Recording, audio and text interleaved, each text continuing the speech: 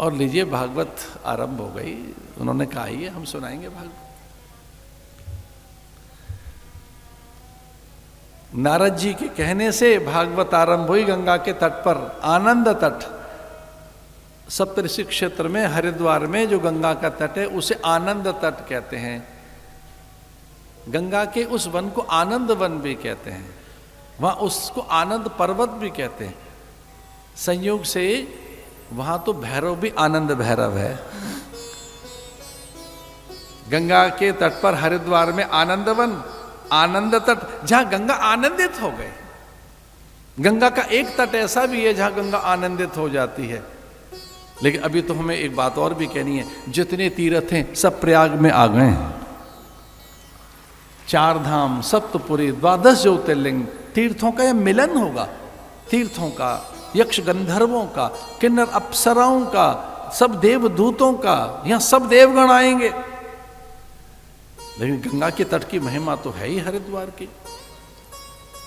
और वहां सनकादिक ने कथा सुनाई, ज्ञान वैराग्य को जीवन मिला, उन्हें उत्साह मिला, उन्हें अपने स्वरूप का बोध हुआ।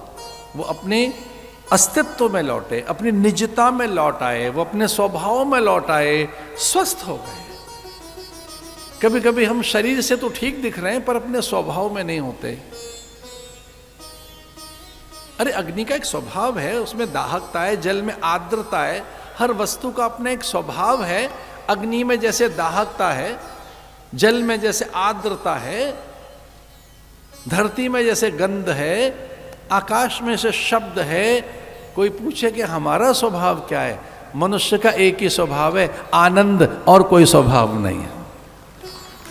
आनंद हमारा स्वभाव है, आनंद हमारी प्रकृति है, आनंद ही हमारा जीवन है भाई।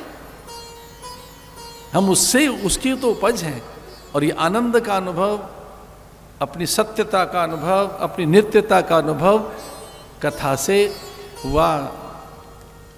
ज्ञान वैराग्य को जीवन लौटाया उनका। आत्मदेव की बड़ी अद्भुत कथा है।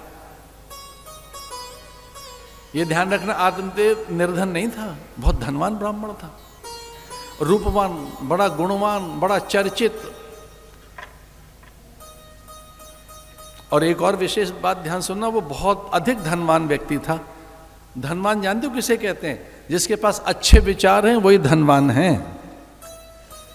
और इस धरती पर धन से अधिक आदर किसी को नहीं प्राप्त हुआ है। ये भूल है, जरा इस भूल को और थोड़ा ढंग से सुधार लेना।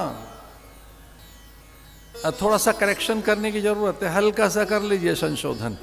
धन से ही आप सम्मानित होंगे इस धरती पर, भूल जाइए। आप सम्मानित होंगे चरित्र से, सत्कर्मों से, शुभ कर्मों से।